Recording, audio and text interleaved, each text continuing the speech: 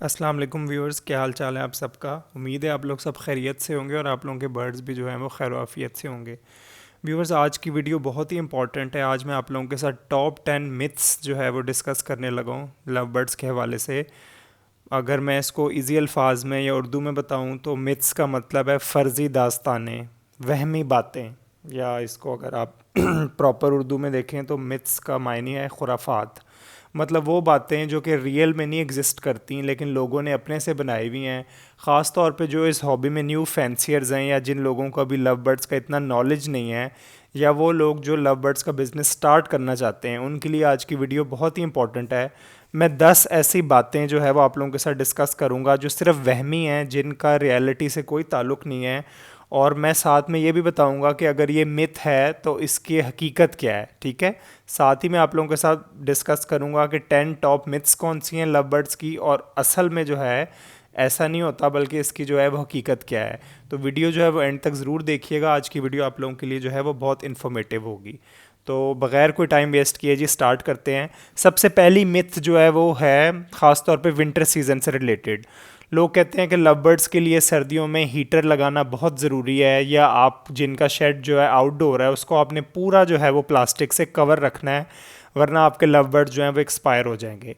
बिल्कुल ये गलत बात है, ऐसा बिल्कुल भी नहीं है। मैंने पूरे सर्दियों का सीज़न जो गुज़रा है इसमें कोई हीटर यूज़ नहीं किया, ना ही मैंने जो है वो अपनी खिड़कियाँ बंद रखी हैं, ना ही मैंने जो है कोई प्लास्टिक लगाया है। तो ये बिल्कुल गलत बात है। ऐसा कहीं भी नहीं है कि आप लोगों ने बिल्कुल जो है बंद करना है।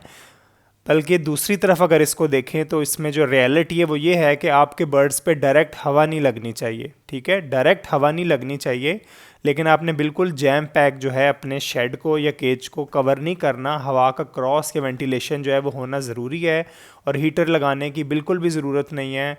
आप लोगों के बर्ड को उस तरह का एनवायरनमेंट नहीं चाहिए होता कि बिल्कुल कमरा जो है वो गर्म हो। बर्ड अपने आप को ख़ुद जो है वो अडॉप्ट कर लेता है सर्दियों के मुताबिक, और ये अल्लाह की तरफ से एक नेचुरल होता है कि बर्ड का जब टेम्परेचर चेंज होता है तो बर्ड की बॉडी के जो फैदर्स हैं वो गिर के नए फैदर्स आ जाते हैं, जिसको मोल्टिंग का प्रोसेस कहा जाता है। वो जो पर होते हैं वो इसी हिसाब से आते हैं कि सर्दी में या जो भी ठंड है उससे बर्ड को जो है वो महफूज रख सके। ठीक है, तो ये पहली मिथ जो है कि हीटर लगाना या प्लास्टिक से कवर करना, ये बिल्कुल भी गलत है। आप लोगों ने बिल्कुल भी ये गलती नहीं करनी। दूसरी जो मिथ है वो भी ब्रीडिंग सीजन से रिलेटेड है। वो ये है कि पूरे ब्रीडिंग सीजन में अपने जो पिंजरे हैं या जो उनकी ट्रेज हैं उसकी सफाई ना करें। इसकी दो रीजंस लोग बताते हैं। एक तो आपके बर्ड्स डिस्टर्ब हो जाएंगे। ठीक है, इसमें बॉक्सेस की सफाई भी आ जाती है।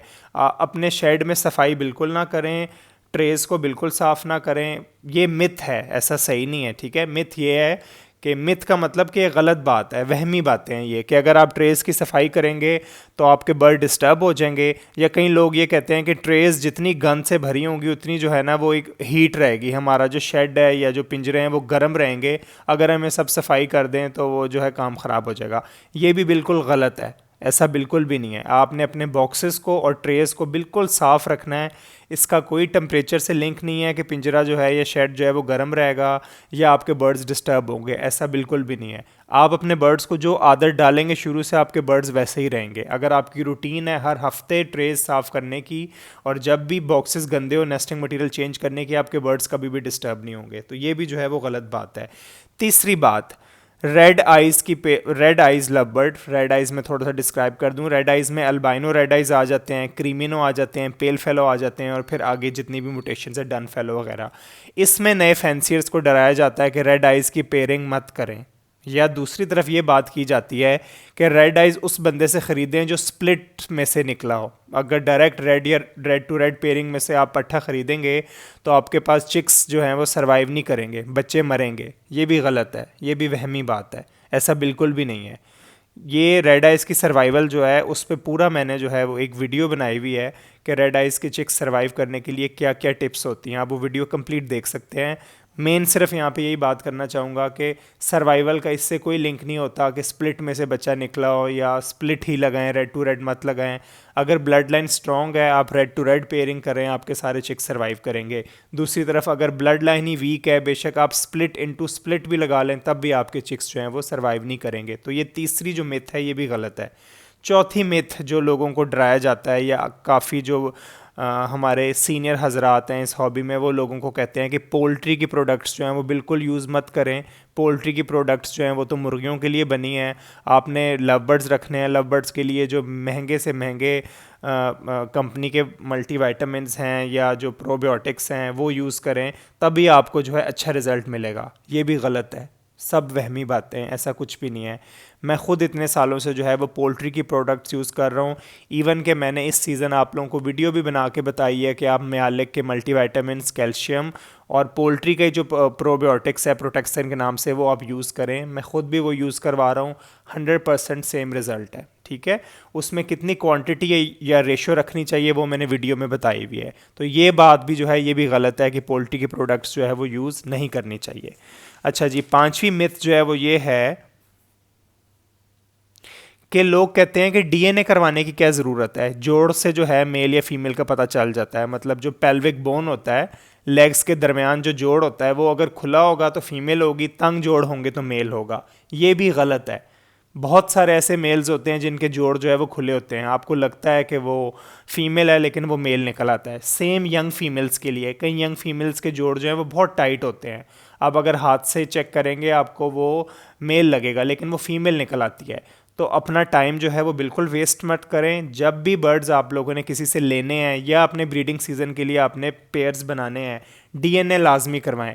ये जोड़ वाला तरीका, या कई लोग जो कहते हैं वो कहते हैं चेन के अंदर रिंग या कोई भी चीज़ डाल के पेंडुलम से जो है वो चेक कर लें, अगर वो गोल गोल घूमेगा तो आपको पता चलेगा मेल या फीमेल का, वो भी गलत है।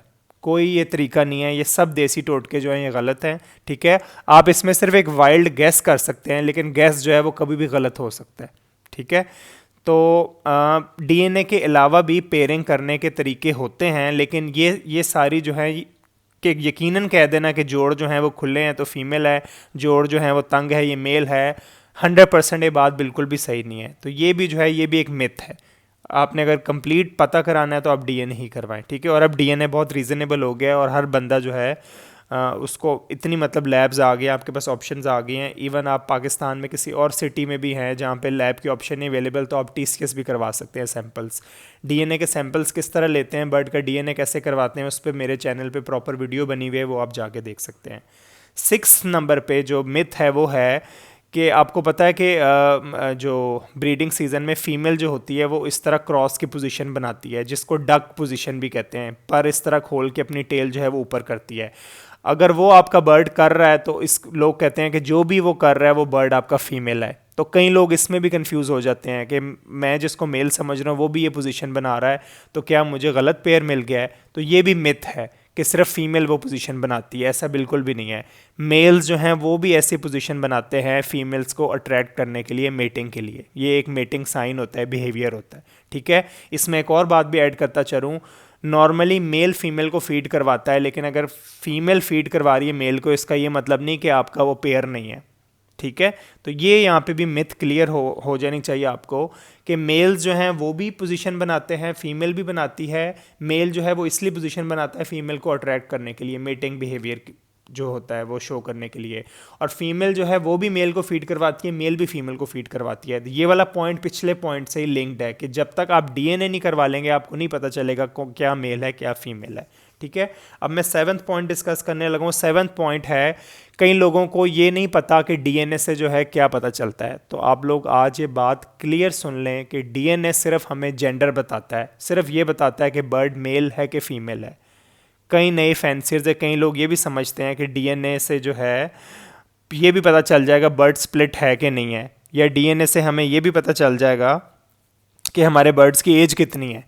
हमने किसी से बर्ड लिया, अब हम डीएनए करवाते हैं तो डीएनए से हमें पता चल जाएगा बर्ड की एज कितनी है, या ये बर्ड वाकई इनो स्प्लिट है या नहीं है। तो ये बातें भी गलत हैं, ऐसी कुछ भी नहीं होता।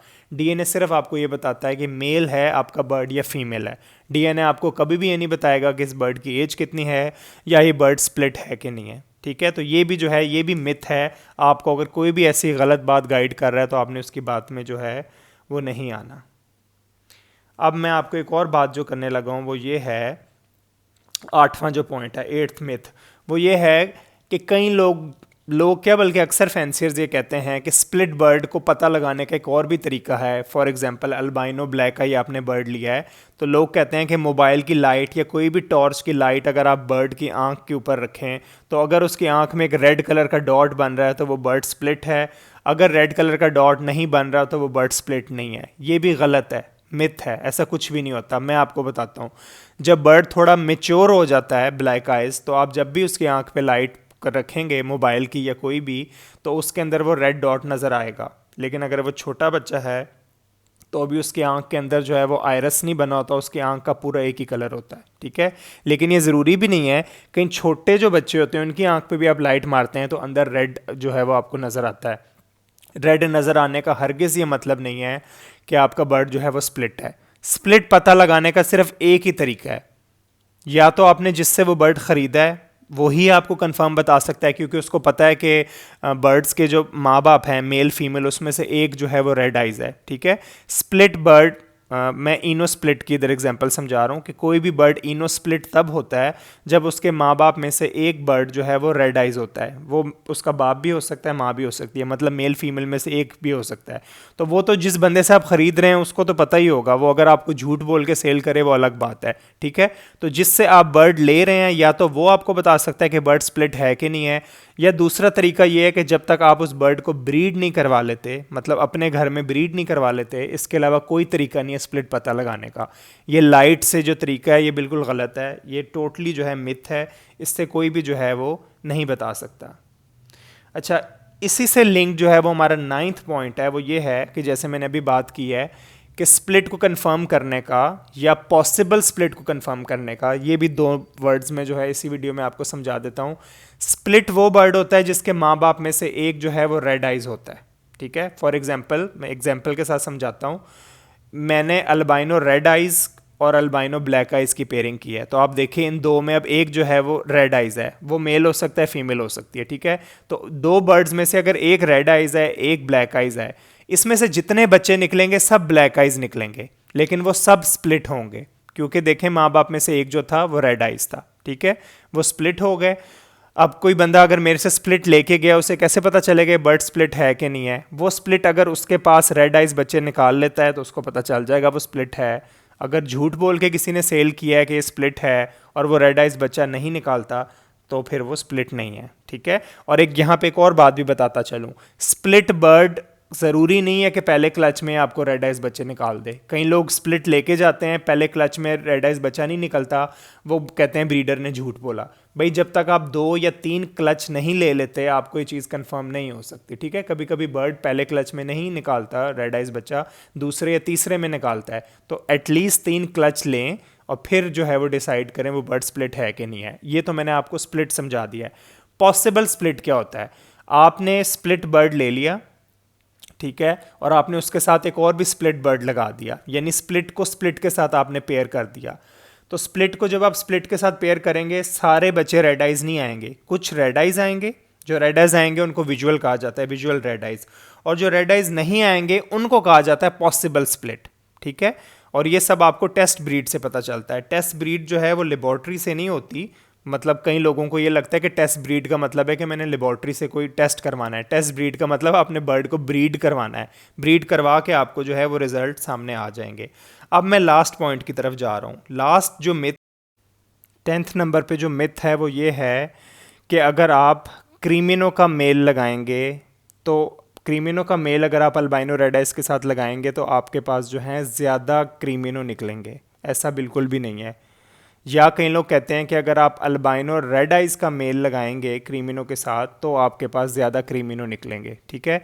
तो रेड आइज जितने भी बर्ड हैं, चाहे वो क्रीमिनो हैं, चाहे वो अल्बाइनो हैं, चाहे वो पेल फेलो हैं, ठीक है, अगर आप विजुअल पेयरिंग कर रहे हैं इसमें ये चीज़ बिल्कुल मैटर नहीं करती कि मेल लगाएं तो ज़्यादा बर्ड्स ये वाले प्रोड्यूस होंगे, फीमेल लगाएं तो ज़्यादा ये वाले प्रोड्यूस होंगे। इसका इस चीज़ से बिल्कुल भी ताल्लुक़ नहीं है। अगर आप अल्बाइनो इंटू क्रीमिनो की पेयरिंग करना चाहते हैं, कोई फ़र्क नहीं पड़ता क्रीमिनो मेल है क्रीमिनो फीमेल है, अल्बाइनो मेल है अल्बाइनो फीमेल है। सिर्फ जो चीज़ फ़र्क पड़ती है वो ये है कि दोनों बर्ड जो हैं वो हेल्दी हों, ठीक है, अच्छे पेडिग्री के बर्ड्स हों। अच्छे पेडिग्री का मतलब कि पीछे से उनके माँ बाप की ब्रीडिंग हिस्ट्री आपको पता हो, ठीक है, कि माँ अच्छे बच्चे पालती है, माँ की एग्स का जो साइज़ है क्लच का वो कितना है, ठीक है। इसके अलावा ब्लड लाइन स्ट्रॉन्ग होनी चाहिए, माँ बाप जितने भी बच्चे हैच होते हैं उन सबको जो है अच्छी फीड करवाते हैं, ये चीज़ मैटर करती है। ये बिल्कुल भी मैटर नहीं करती कि मेल ये हो तो ज़्यादा बच्चे निकलेंगे, फीमेल ये हो तो ज़्यादा बच्चे निकलेंगे, ठीक है। तो व्यूअर्स ये मैंने आपके साथ 10 मिथ्स जो हैं वो डिस्कस किए हैं, और जो क्या रियलिटी है वो भी मैंने आपके साथ डिस्कस किया है। तो आई होप कि आज की वीडियो से आप लोगों ने काफ़ी कुछ जो है वो हासिल किया होगा। अगर वीडियो अच्छी लगी है तो वीडियो को लाइक करें और कमेंट सेक्शन में ज़रूर बताएं कि आज की वीडियो कैसी लगी, और ये वीडियो ज़्यादा से ज़्यादा अपने फ्रेंड्स और फैमिली मेम्बर्स के साथ शेयर करें, ताकि जिन जिन लोगों को कन्फ्यूजन है उनकी कन्फ्यूजन भी ये वीडियो देख के जो है वो दूर हो जाए, और आपकी वीडियो शेयर करने से उनका भी जो है वो नॉलेज इंक्रीज़ हो जाए। ओके व्यूअर्स, अल्लाह हाफिज़, टेक केयर।